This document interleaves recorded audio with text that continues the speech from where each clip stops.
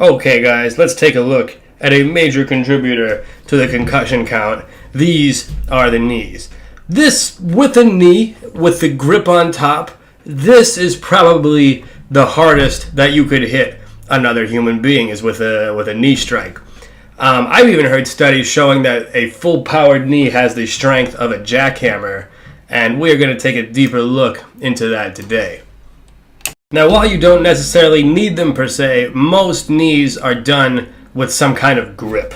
And the whole idea is that with your grip, you're going to pull the opponent into your knee, kind of creating like a trains coming together in a crash effect.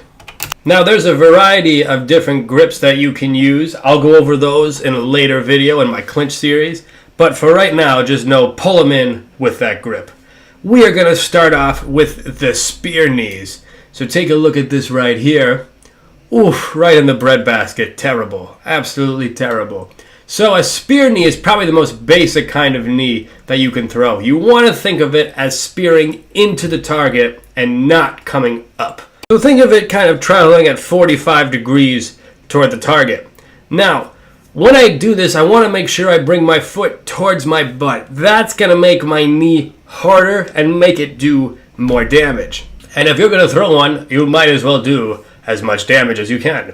Now, you can also do a switching spear knee. You can see that footwork in my video on footwork. But basically, I just switch where my feet are, which one's in the lead, and then I throw the spear knee right from there. Next, we'll be taking a look at a round knee, and you're about to see an example of one here. Ouch.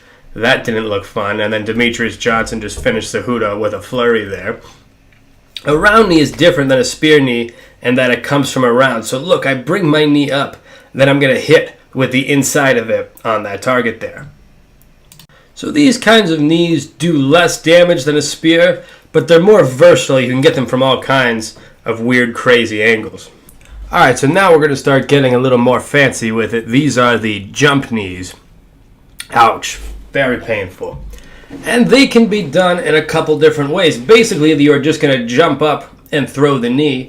That can be done with the lead leg, as you see me doing here. And when I jump, once again, I'm curling both of my legs this time to the back to really make my knee nice and sharp. These are great for countering like double legs. It can also be done with the rear leg, as you see here. He's going to jump, and the advantage of doing this is he's going to twist his hips a little bit in the air to develop extra power when he hits with that. Very painful. Alright, you guys, we are going to finish this up with the holy grail of knee techniques, the flying knee. Watch Masvidal baptize Askren there. Ouch. So, the flying knee is different than the jumping knee because of this scissor-like effect that you do in the air. So watch, I'm going to lift my right leg up, then I'm going to kick that back and throw my left knee, which is the real leg attacking in this circumstance. Ouch. Kind of like a crane kick. Also, my leg is curled to make my knee very nice and sharp and hard when I hit that target. The last thing I want to mention is when you throw it, I'm really going to drive my hips forward to add some extra power there. It's kind of hard to see, but I've thrusted forward with the hips. These are actually pretty common. You would be surprised at how many times these land in the UFC. Like if you had to look up flying knee highlights on YouTube, you would see a lot of these, surprisingly so. So give it a try.